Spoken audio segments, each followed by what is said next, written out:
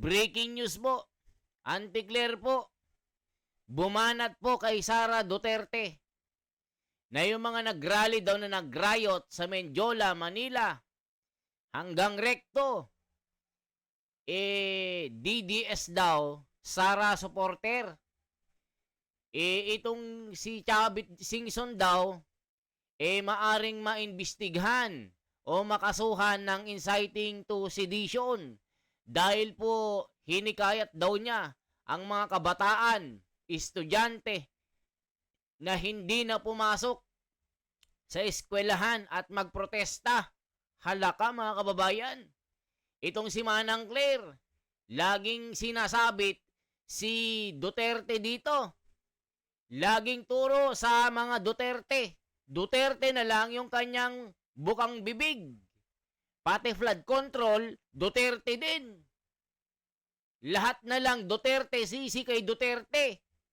Sino ba ang Pangulo ngayon? Di ba mga kababayan, puro Duterte. Ang mga nag-rally daw, mga DDS, supporter ni Sara, pro Duterte daw. Grabe manghuhula ito. So ngayon, pakinggan po natin, itong si Chavit Singson, naninilikado. Baka daw makulong ito. Kasi ipapaimbestiga, inciting to sedition. Kasi nga, hinikayat ang mga kabataan na magprotesta. Ito na po. Ito ng balita, Manang Claire, ang galing. Binibintang na naman sa mga Duterte ang nagawa, ang nangyaring riot. Halaka, grabe si Manang Claire, ang galing mo. Thank you very much, Secretary John Vic Rimulya, Secretary Henry Aguda, and PNP Chief General Natatis Jr.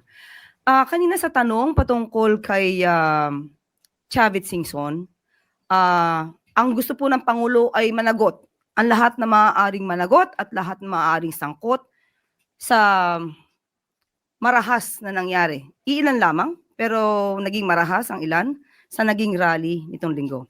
So tayo na po ang makikiusap sa pamunuan po, especially kay Secretary John Vic Rimulya, kay Acting PNP Chief General Natatis Jr., and of course sa DOJ, na busisiin mismo ang mga sinabi ni Mr. Chavit Singson. Dahil doon, inakit niya ang mga kabataan, especially high school students, college students, at karamihan dito malamang ay mga minor de edad, upang malaman nila at iniyahan ito na huwag pumasok sa eskwelahan. At habang hindi bumababa ang mga taong gusto nilang pababain. At sila pa, at si Mr. Chavit Singson pa ang nagsabi na hayaan ng mga magulang ang mga batang ito na tumayo para sa isang revolusyon para sa korupsyon. So, dapat maimbestigahan ito upang malaman kung siya ay maaaring makasuhan ng inciting to sedition. Maaari na po akong tumanggap ng inyong mga katanungan. Unang tanong mula kay Katrina Domingo, ABS-CBN. Ma'am, may we know the President's reaction to the violence that happened in Recto and in Mendiola, which are areas very close to Malacanang. Ano po yung kanyang marching order bukod doon sa nasabi ni Secretary Remulla earlier to get to the bottom of the mess? Muli, nasabi na rin po ni Secretary John Vic Rimulya, pati na po ni PNP Chief, Acting PNP Chief General Natatis Jr. kung ano po ang dapat na gawin.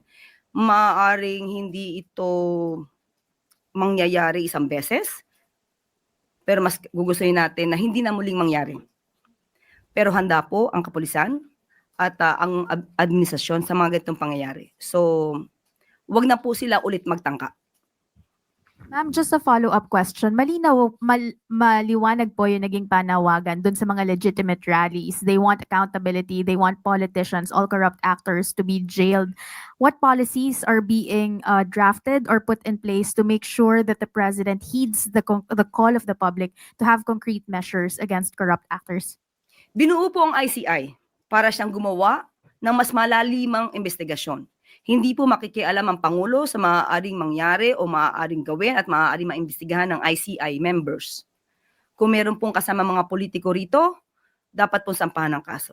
Sino man ang maaaring sangkot dito, lahat ng sangkot dapat masampahan ng kaso at dapat na managot. Sunod, Chanel Salazar, DZXL.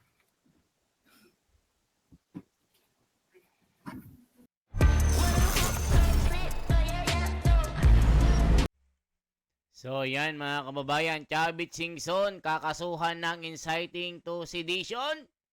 Hala ka mga kababayan, inidyokan ni Auntie Claire ang Malacanang at ang DOJ na imbestigahan daw si Manong Chavit dahil po ng hikayat daw ng mga kabataan para mag-rally, wag pumasok sa school.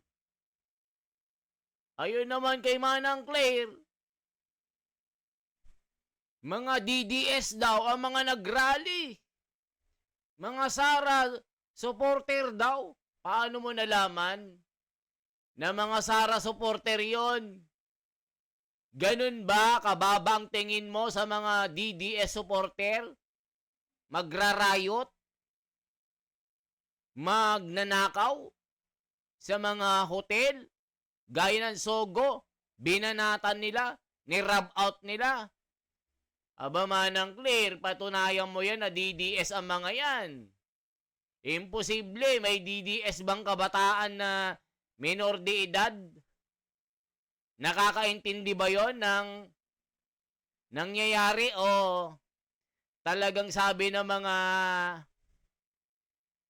komento, ito'y tanim riot, para na naman ito may focus sa riot, may focus na naman sa ibang issue. At dito na naman, kakalimutan na naman ang flood control issue. Mafo-focus na naman ang taong bayan, kasalanan na naman ni Sara. Ala, grabe naman yan. Grabe naman Manang Claire. Paano mo nahulaan na mga Sara yon? Sara pro DDS supporter. Ayon sa kanyang mga kababayan sa kanyang video, sa thumbnail niya, mga supporter ni Sara ito. Chavit Singson, kailangan maimbestigahan ito. Kita niyo po. Matinik. Kay Sara na naman ang bagsak. Aba, flood control, Sara ulit. Nangurap yung mga congressman. Tutumbukin nyo, Sara na naman. Administrasyon ni PRRD. Aba, ano yung backward? Paurong? Paurong tayo, te. Te, paurong tayo. Paurong, te. Paurong. Hindi pa sulong. Paurong. Sulong, arong, urong. Grabe ka naman. Di ba ganyan ginagawa nyo ngayon sa investigasyon ng flood control? Paurong, backward. Gustong tumbukin si PRRD na nakakulong na. Yung corruption, i-direksyon kay PRRD na mga nungrap. Ngayon, Sara na naman. Bang, galing mo naman, Auntie Claire. Galingan mo. Naku po, binabas ka ng taong bayan. Nag-riot, Sara na naman ang may kasalanan. Galing. Sabi ng iba, kaya tinitira si Chavit, kumalas na sa admin. Alaka. Good afternoon po, Yusek. May ilang magulang po na nasa harap ng Manila Police District na nagsasabi na yung mga nahuli daw po na anak nila ay hindi po kasama sa gulo at nadamay lang po kaya po naaresto. Ano po ang reaksyon ng Malacanang dito at plano po bang papanagutin ng pamahalaan itong mga magulang if ever mapatunayan po na sangkot yung kanilang mga anak na minors doon sa nangyaring gulo?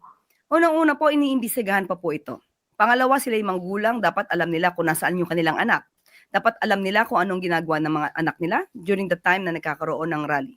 At itong mga marahas na pangyayari sa Ayala at saka si Mendiola. Ayala Bridge at Mendiola.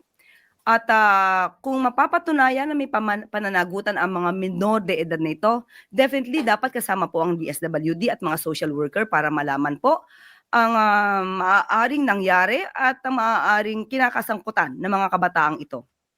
Hindi po naman sila agad-agad malilinis kung sila man ay minor de edad dahil meron pong kailangang intervention program na maisagawa. At kung sila ay 16 years old hanggang 17 years old, at maaari po silang makasuhan at kung mapapatunayan na they acted with discernment at makikita po na alam nila ang kanilang ginagawa, maaari po silang masintensyahan pero magkakaroon ng suspended na enforce ng anumang penalty na ipapataw ng korte. At maaari lamang itong isagawa kapag umabot na po sila sa edad na 21 years old. Sunod po, Maricel Halili, TV5. Magandang tanghali po, Yusek. Although it was mentioned already earlier that the President stayed in Malacanang yesterday, may we know who was with the President while he was monitoring? Ano pa po yung naging activities niya kahapon? Whole day po ba siya sa Malacanang lang? Sinabi na nga po kanina ni Secretary John Vic na siya ay nasa secured place sa loob ng compound at kung sino man po ang mga kasama niya ay hindi na natin muna ito masasabi. At opo, maghapon po siya nag-monitor. And may we know kung ano-ano na po yung activities ni PBBM today? Back, business as usual na ba siya? Opo, nagmo-monitor na po siya dito sa Bagyong Nando at babanggitin ko na po ang kanyang statement. Nakatanggap tayo ng mga ulat mula sa iba't ibang probinsya ukol sa Bagyong Nando. Malalakas ang hangin na nararanasan ngunit sa ngayon ay hindi pa malakas ang ulan. May mga isinasagawang preemptive evacuation at tinutugunan agad natin ang pangangailangan ng mga nasa evacuation centers. Mahigpit nating minomonitor ang sitwasyon at nakaalerto ang lahat ng ahensya ng pamahalaan upang makapagbigay ng tulong saan man at kailanman kinakailanganin. Ayan mga kababayan, ano pong sinasabi ng mga komento dito? O eto po, magbasa tayo. Good job, good job. Secretary Castro, matalino at matapang, mabuhay kayo. Grabe, ang matapang, matalino pa. Panagutin lahat ng pasimuno ng hikayat ng gulo. Ikulong habang buhay, mabuhay po kayo. Mahal na Pangulong BBM. Dapat parusahan at ikulong yang mga estudyante kagaya sa abroad dahil sila di nila ginagalang sa ating bansa ang batas. Maging matatag po kayo, BBM. Good afternoon, Auntie Claire. Dapat lang imbestigahan yan si Governor Chavit Singson. Mahiwaga at kahina-hinal ang mga kilos niya. Tama lang na managot ang dapat managot. Sana walang kakampi sa mga korap na politician. Exactly, dapat lang dahil sa panghihikayat ni Chavit na lumhok ang mga kabataang sumali sa rally. Umpisahan sa mga probinsya ang pag-imbestiga sa mga ghost project. So yan mga kababayan. 'Di ba? Hello, Yusek Claire. Dapat wag pagbigyan. Magrarally dyan sa Maynila. Kasi yung thumbnail nito mga kababayan, ay sinasabi niya,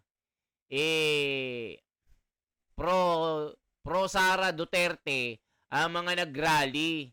Yun po yung sinasabi niya dito. Kakailanganin. Yan po ang mensahe ng ating Pangulo. Sorry, ma'am, last na lang. Does the President plan to visit NDRRMC or meron ba siyang mga private meetings today? Ngayon, ang sa ating pagkakaalam ay dadalaw po siya sa NDRRMC at abangan na lamang po natin. Salamat po. Sunod, Chloe Hafana. Ba't wala si ano, no? Good afternoon po, Yusek. Wala yung With 23. public unrest rising, what is the plan to Mga kababayan, ba't wala na si Claire si ano dito, si Eden Santos?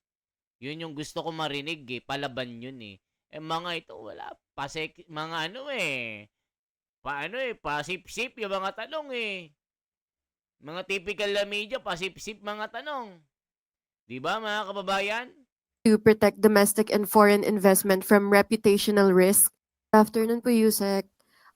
With public unrest rising, what is the plan to protect domestic and foreign investment from reputational risk? And what assurances can the palace give to investors that corruption risks are being addressed effectively, especially after the president's pronouncement po during his SONA that foreign investors should go to the Philippines? But anyway, we all know that investors want to invest in countries whose leaders fight corruption, whose leaders are willing to put in jail people who are corrupt. And that is what the president is doing right now. Siya lamang po ang presidente na nagpapaimbestiga ng malawakang anomalya, especially itong flood control projects, kahit sa panahon ng kanyang administrasyon. Ang tanong po, Manang Claire, hanggang imbestiga lang si BBM. Hanggang imbestiga. Wala naman nakukulong. Mga kababayan, ito ang tanong ng bayan. Imbestiga ng imbestiga, wala naman nakukulong. Puro botete ang iniimbestigahan. Yung mga binanggit ng mga diskaya, dinidiscredit. Ang binibigyan ng attention si Bryce, si JP Mendoza at Bryce Hernandez. Pero yung mga kinanta ng mga diskaya na gustong matukoy na mga congressman, Saldico, Tambaluslos, hindi pinapaniwalaan. Ngayon, itong si Bryce, nagsabi ng mga senador, yun ang tinututukan ng media. Yun ang tinututukan ni Soto at ni Ping Lacson. Yung nasimulan ni Marcoleta na pag-iimbestiga, yung tinukoy na malalaking isda, wala. Hindi pinapansin, hindi ginagrab ng media para ibalita. So ngayon, puro imbestiga ulit. Imbestiga, walang nakukulong. Puro botete ang nakikita natin. Mga julalay, mga bagman lang. Yun ang sinasabi ni Marcoleta, na puro botete ang inaasikaso ni Tito Soto at ni Ping Lacson. At gustong imbestigahan yung mga dinadawit ng mga senador. Tapos yung isang si Mina Jose, pumunta pala kay Erwin Tulfo. Gusto nilang itumbok kay Jinggoy, kay Tulfo pala pumunta. Ay, nako po, mga kababayan. The plan is not good. Wala sino man sa ngayon na nalalaman tayo na Napapauboy yung iba. pinaimbestigahan niya ang sariling administrasyon. Lahat halos ay nagmamalinis. Pero ang Pangulo ay matapang na lumabas upang ipaalam sa tao ang maaaring pang-aabuso sa kaban ng bayan. So sa tingin natin, with that, we believe na lahat ng investors masahangaan ng Pangulo dahil lumalaban sa korupsyon. Anong nangyari sa South Korea? Yung $700 million yata ito, mga kababayan. Binawi. Dahil sa korupsyon, paano mag-i-invest ang mga investor sa atin? Puro korap ang mga politiko. Diyos ko naman, Manang Claire. Mangyayari sa atin yan. Puro cover up. Yun ang sinasabi ng mga netizen dito, mga kababayan. So, si Chavit Singson po, ano bang sinabi niya, mga kababayan? I-check nga natin, ano ba yung eksakto na sinabi ni Chavit Singson? Ito po. Pakinggan po natin si Chavit Singson. Ano ba yung mga binanggit niya bago mag-rally? Ito po, pakinggan po natin para humusga kayo. Kayo na magsabi kung inciting to sedition po ito. Ito po si Chavit. Pakinggan po natin si Chavit Singson. Mga kababayan. Sila para sirain ka. Binabayaran sila para sirain ka.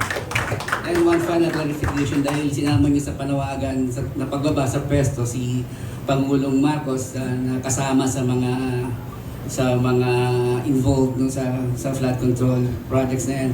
So nangangahulugan po ba na sinasabi niyo rin na si Pangulong Marcos ay involved sa korupsyon? Tayo na lang ata hindi nakakaalam ah. Kasi, na lang. sinabi mo eh.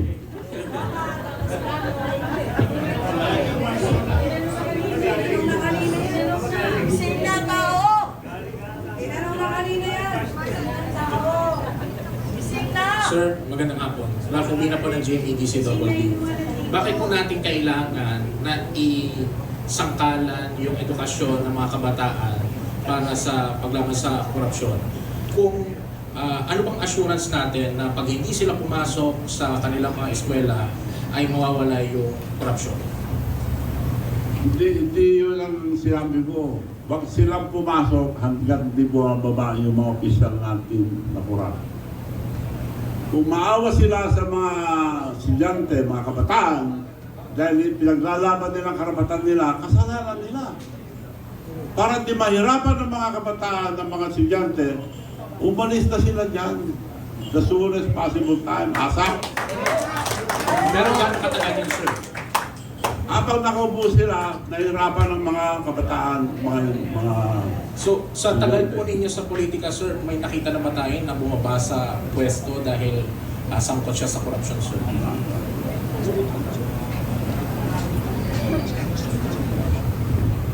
Dito sa Pilipinas wala pa. Sa ibang bansa, nagpapakamatay pa.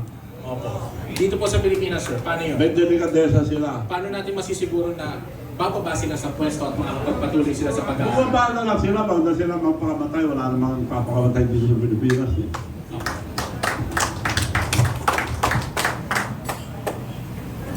Magandang hapon po, EDTA na 98.3 FM. Gob, marami na ho tayong batas dito sa Pilipinas. Karapat dapat ho bang magtayo pa po ng ICC? Para ano ho yun? Meron na ho tayong ombudsman, meron na tayong sandigan bayan. Pagkatapos mo ng investigasyon ng ICI, ano mangyayari? Saan mo dadalhin yun? Hindi na dapat yung ICC dahil may sarili tayong batas. ICI po, ICI. Sa? ICC, ICI po. Oo. Pampangano lang nila to, pampapugi lang nila. Dahil mabubuting tao yung nilagay. Kaya nakikiusap ako, sila Babe Singson, Mayor Magalong, mga ganyan tao yan, saka yung mga iba. Unahin niyo po, Ilocos Norte, huwag na kayong lumayo. Gob, kaya mo lang sabi nyo, nandun lang mo sa Ilocos Norte yung problema. Ito ba ay panibagong taktika para humaligaw yung taong bayan dahil sa pagkakakulong nila kay Duterte doon sa ICC. Ito ba ay panibagong taktika para malihis lamang yung usapin? Well, pagka nakita ko naman ang video, hinuli si former president. Wala naman barang ng pares. Correct. Ano yun? Kidnapping yun. Kidnapping. Walang warang ng pares. Pahuli ng tao, padala sa isang bansa. Ibig sabihin, wala silang tiwala dito sa ating bansa. Ang totoo, ang gobyerno natin bulok na. So yan, si Chavit Singson, nagsalita na po mga kababayan. So ngayon, mai-incite to sedition siya dahil po sa sinabi niya na wag nang pumasok ang mga estudyante. Habang yung mga nakaupo hindi bumababa o nagre-resign. Mangyayari kaya yon? Dito nga, huli na sa akto. Parang seaman, nakapatong na. Tinatanggi pa. Sa ibang bansa, na sabihan lang, suspect pa lang, nagre-resign or nagpapakamatay. Dito, pakapalan ng muka. After makasuhan, tumatakbo pa. Nananalo pa bilang politiko ulit. Hindi na dadala ang mga Pilipino. Di ba mga kababayan? O ano masasabi nyo dito? Sa birada ni Manang Claire, nakakasuhan ng inciting to sedition si Chavit Singson at si Sara Duterte, mga DDS daw, ang mga nagraling ito na nagrayot. Naniniwala ba kayo dito, mga kababayan? Laging Duterte ang direksyon. Bintang na naman kay Duterte. Riot sa Mendiola, kasalanan na naman ni Duterte. Yari, mga kababayan. Mag-react po kayo. Isang like naman po dyan, isang share, isang subscribe. Ako po, si The Wonders Philippines. Salamat po.